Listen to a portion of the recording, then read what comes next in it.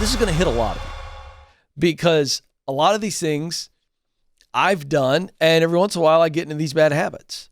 And these have negative and long-term repercussions. So I'm going to blast through these because it's straightforward and there's some data on these. But as I'm going through this, ask yourself, am I stuck in these really detrimental habits? The first one, being a desk potato. I love that. Most Americans spend an average of 10 hours a day in the car.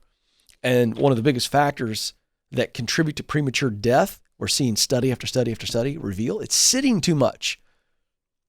Sitting too much. The other guy's stand-up desk, but the idea of getting up and down and moving. One of the techniques that I've adopted to help not sit too much, Joe, is the amount of water I drink. Well, you drink a lot of water, guess what? You got some built-in trips to the boys' room or the ladies' room. You know what I'm saying? That's a good way to do that. Okay. The second thing is have a pessimistic outlook. Statistics show that on average, pessimists live 7.5 years less than optimists. Now, I know there's some people right now that are watching this and listening to this, and they're going, well, I don't really want to live that long anyway, man. Life's not... Yeah.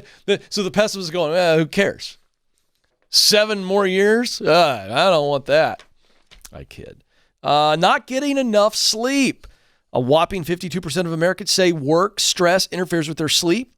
Long-term sleep studies show that people who sleep less than 6 hours a night have a decline in brain function equivalent to aging 4 to 7 years. I've also seen sleep studies that say that if you're sleeping less than 6 hours a night, they equate it to the amount of alcohol you drink. You're essentially operating to the point that if your blood alcohol level had your brain operating the way that your brain is operating on less sleep, you'd get arrested.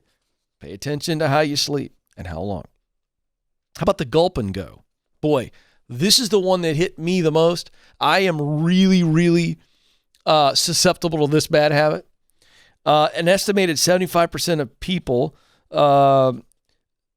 practice mindless eating because work takes precedence over the well-being. So it's kind of like, I got so much going on. I'm getting a lot done. I'm just going to grab a bag of chips here. I'm going to grab a whatever here. And it's the gulp and go. I love that. How about the rise and grind? So many people now are proud of how many hours they work. And the reality is that the 12, 14, 16-hour days doesn't just steal your soul, it affects your health.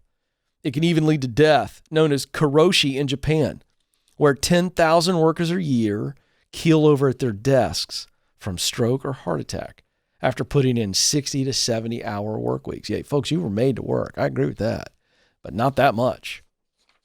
So there are some things to think through that are bad habits that can really affect your life and your career.